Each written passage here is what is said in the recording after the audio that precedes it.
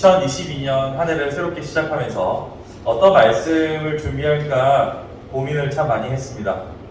아무래도 첫 예배다 보니까 어떤 것이 좋을 것인지 고민을 할 수밖에 없었는데요. 기존에 우리가 해오던 사무엘 시리즈를 계속 할 것인가 아니면 또 새로운 메시지로 준비할 것인가 고민하는 중에 다음 주면 우리가 1주년이 되기도 하고요. 교회란 무엇인가에 대해서 한번 생각해 보는 시간을 가지는 것이 좋겠다라는 생각을 했습니다. 교회는 무엇일까? 정말로 많은 사람들의 많은 생각과 많은 의견들이 있으리라고 봅니다.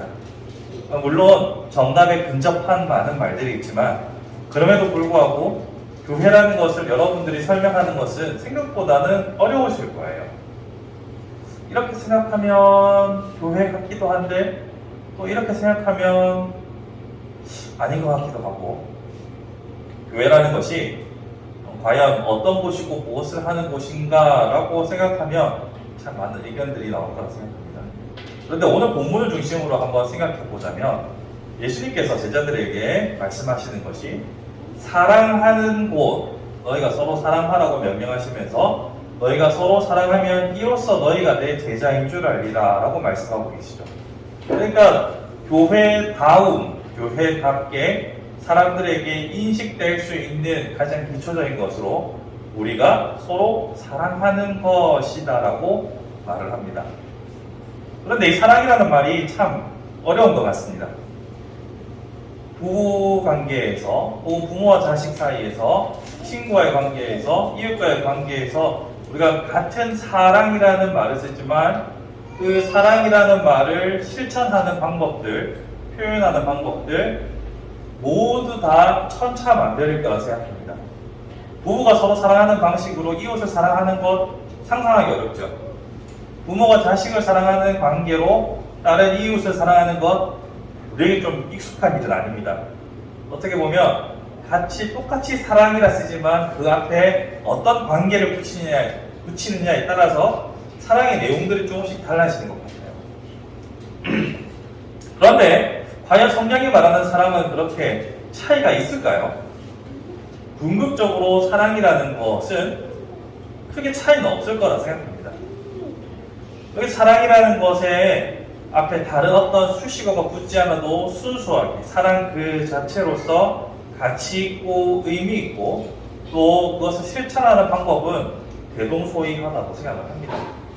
하지만 우리는 상황에 따라서 그 사랑이 많이 변질되죠. 연예인들을 보시면 사랑합니다라는 표현 참 많이 써요. 연예인들 시상식 할 때 팬 여러분들 사랑합니다. 정말 사랑할까요? 우리가 생각하는 그 사랑이라는 그 사랑일까요? 요새는 여러분 잘 안 쓰시겠지만 얼마 전까지만 해도 114 전화하면 사랑합니다 고객님 했잖아요. 정말 사랑일까요? 아니겠죠. 그런 의미에서 예수께서 우리 보고 서로 사랑하라라고 말씀하셨지만 사실 이게 정확하게 뭘 어떻게 해야 될지 우리가 잘 모르겠어요. 형제님 사랑합니다. 자매님 사랑합니다. 주 안에서 사랑합니다. 축복합니다. 우리가 정말로 많이 쓰는 말이긴 한데 구체적으로 뭘 어떻게 하라는 건지 잘 모르겠어요. 사랑을 실천해야 되겠는데 남자와 여자가 서로가 서로에 대해서 잘 몰라서 헛다리 짚는 것처럼 이게 뭘 어떻게 해야 성도가 진짜 예수님의 명령처럼 사랑하고 참된 교회로 만들어져 가야 하는 건지 어려워요. 그래서 사랑을 하는 것은 이렇게 하는 겁니다 라는 부분적인, 전체는 아닐 수 있습니다만 부분적인 가이드라인을 한번 제시해 드리려고 합니다. 이 가이드라인, 이 사랑을 실천하는 가이드라인은 사실은 제가 만든 건 아니에요. 디트리 보네퍼라는 독일의 신학자, 이제 목사님이 있습니다. 그 목사님이 쓴 책에서 그분의 설교문에서 일부 인용한 겁니다. 그분이 말씀하시는 세 가지 사랑의 길. 첫 번째, 희생입니다. 그리스도인은 타인의 공경에 처했을 때 그와 함께하고 그의 아픔을 자신의 것으로 만들어주는 희생을 하는 것으로 우리의 사랑을 증거할 수 있습니다. 이 희생이라는 것이요, 진짜 사랑이 될 수 있으려면 물론 일만에 관심도 없으면 누가 누구를 위해서 희생하겠습니까? 그런데 우리가 나 자신만 생각하는 것이 아니라 이기적인 삶이 아니라 이타적인 삶을 살게 만들어주는 것, 그것이 그리스도의 보혈의 능력이요 그것을 실천하는 것이 참된 사랑이다라고 말합니다. 근데 이게 참 어렵습니다. 생각해 보시면 사람은 뼛속까지 이기적이거든요. 남을 위해서 내가 봉사하고 헌신한다라고 하는 그 순간조차도 우리는 이 순간 난 어떻게 비춰질 것인가 고민할지도 모릅니다. 저번 주에 우리가 재직회를 하면서 그 얘기 했었잖아요. 우리 일기를 써서 묵상을 나눠보자. 일기는 아무도 보면 안 되라고 썼지만 언젠가 누가 봤을 때 부끄럽지 않게 나름대로 성의를 들여서 정성을 들여서 쓰지 않습니까? 마찬가지로 사람은 누구나 다 정말 뭐 비난하고자 하는 것이 아니라 본능적으로 이기적인 존재라는 것을 우리는 부정할 수 없습니다.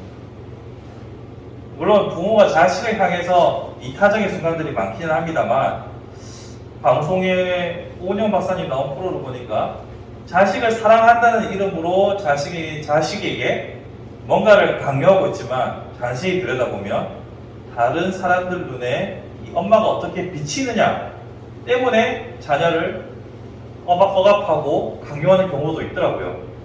그렇게 따지고 보면 사람은 완벽하게 다른 사람을 위해서 이타적으로 희생하며 살아갈 수는 없습니다.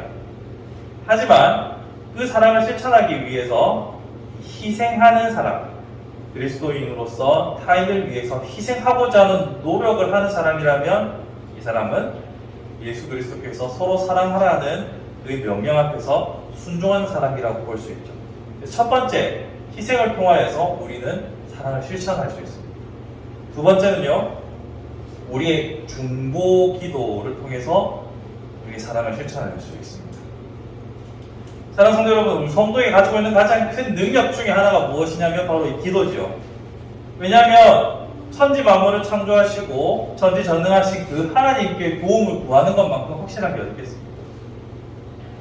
우리가 그 줄을 잘 댄다, 라인을 잘 탄다, 혹은 뭐 인맥이 뭐 하다 이런 사람들 보시면 누군가에게 청탁하고 부탁하는 것을 통해서 큰 힘을 발휘하는 것들을 많이 보게 되죠. 그 영화도 옛날에 신세계 맞나요?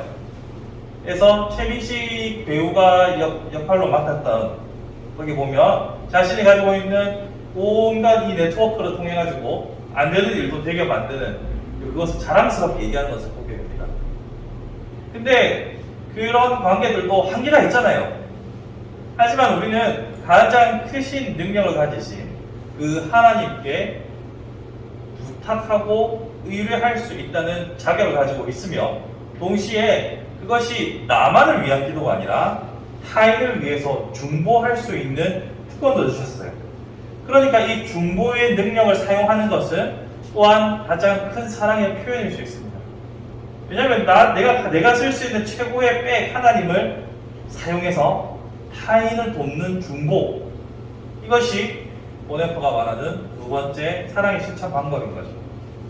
그럼 세 번째는 무엇일까요? 세 번째는 전에도 한번 제가 얘기했습니다만 바로 죄사함의 능력입니다. 죄사함의 능력이라는 것은 우리가 예수의 피를 통하여 하나님께 죄 용서를 받았지 않습니까? 그런데 여기서 그치는 것이 아니라 너희가 용서받은 것처럼 너희도 가서 너희의 이웃들을 형제 자매를 용서하라는 거죠.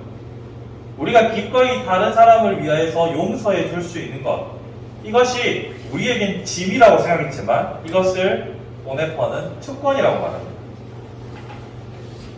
이것을 받아들이기 쉽지 않죠. 특권이라니요.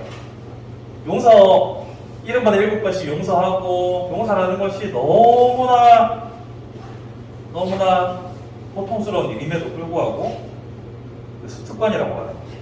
왜냐하면 내가 상대방의 죄를 그리고 상대방이 나의 죄를 하나님의 이름으로 용서해주고 그의 죄의 짐을 벗게 해주는 것이기 때문에 능력이라고 하는 거예요. 그러니까 A가 나라는 사람한테 뭔가 잘못을 했어요. 그 A는 그런 사람도 있지만 정상적으로 양심이 장착된 사람이라면 언제나 나를 바라보면서 마음의 짐과 부담을 가지고 살아갈 것이지 않습니까? 근데 내가 A를 용서하면 그 A는 그 죄의 짐에서 자유로워지는 거예요.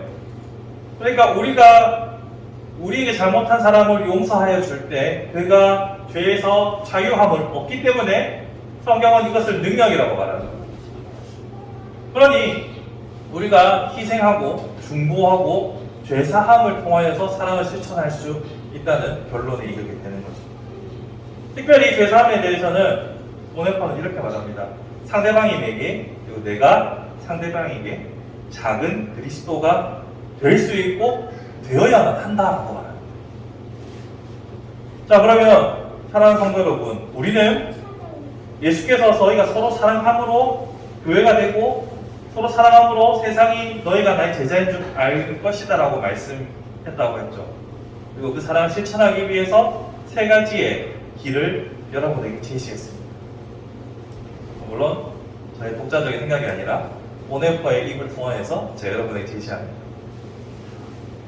우리는 뼛속까지 이기적인 사람이지만 이타적으로 살아가며 동시에 예수 그리스도 이름으로 기도하는 그 기도의 능력을 통하여 타인을 위해 중보하는 것, 마지막으로 용서하는 죄사함의 능력을 적극적으로 활용하는 것, 이것이 바로 사랑의 교회, 사랑하는 교회, 사랑을 실천하는 교회가 될 수 있다는 것이죠.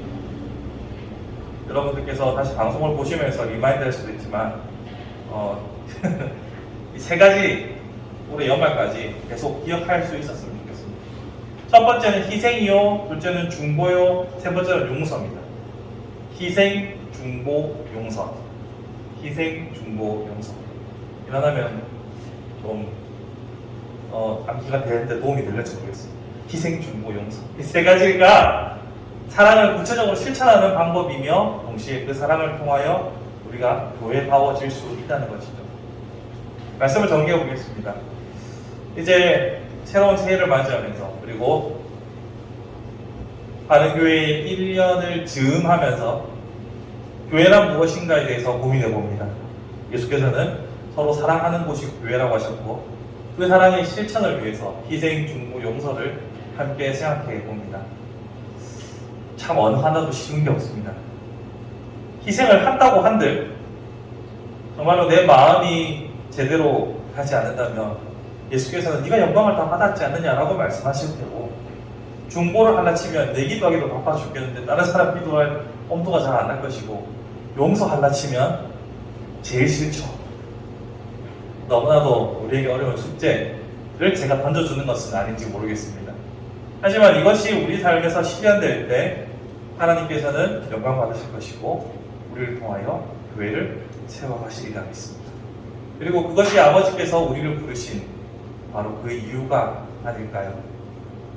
한 해를 시작하면서 이번 한 해도 물론 여러분 여전히 잘해 오셨지만 더욱더 온전한 상태의 희생과 용서와